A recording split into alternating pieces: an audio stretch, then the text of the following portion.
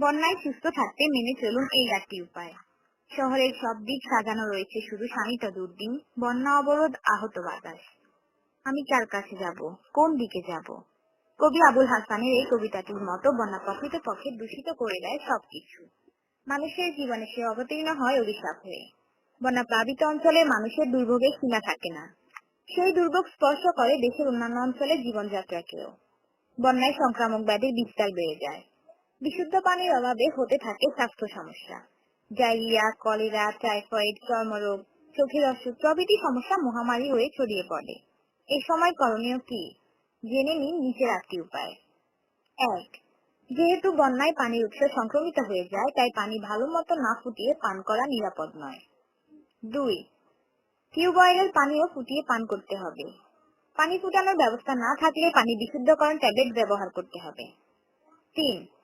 Diarrhoea দেখা দিলেই পরিমাণ মতো খাবার স্যালাইন খেতে হবে। যেসব স্বাস্থ্যকর্মী বন্যাতদের সাহায্যে নিয়োজিত রয়েছেন তাদের কাছে পর্যাপ্ত স্যালাইন থাকতে হবে। যদি পাতলা পায়খানা ও বমির মাত্রা বেড়ে যায় সেক্ষেত্রে শিরাপথে স্যালাইন দিতে হবে। 4. বন্যায় নিরাপদ পয় প্রণালীর অভাব ঘটে। পয় নিষ্কাশন নিরাপদ করার ব্যবস্থা করতে হবে। এই সময় কৃমির ওষুধও খেতে হয়, কেননা নিরাপদ পয় নিষ্কাশনের অভাবে কৃমির সংক্রমণ বেড়ে যায়। যেখানে সেখানে পায়খানা না করে এক নির্দিষ্ট নিরাপদ পায়খানার ব্যবস্থা করতে হবে। 5. খাবার গ্রহণে সতর্কতা অবলম্বন করতে হবে। খাবার যাতে পচে না যায় সেদিকেও লক্ষ্য রাখতে হবে। 6.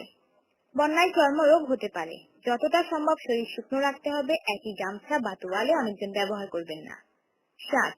চোখে প্রদাহ হলে নিজেকে অন্যদের কাছ থেকে গুটিয়ে রাখবে, কেননা সমস্যাটি ভাইরাসজনিত হলে তা অন্যদের মাঝেও সংক্রমিত হবে। ক্লোরামফেনিকল আই ড্রপ হাতের কাছে রাখতে হবে। নিকটস্থ স্বাস্থ্যকর্মী বা চিকিৎসকের পরামর্শ অনুযায়ী তা ব্যবহার করতে হবে। চোখে অন্য কোনো সমস্যা দেখা দিলেও চিকিৎসকের পরামর্শ নিতে হবে। 8.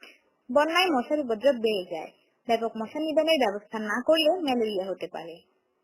একসময় মনে করা হতো বন্যা পাপের ফল, কিন্তু প্রকৃত তথ্য হলো বন্যা একটি প্রাকৃতিক বিপর্যয়।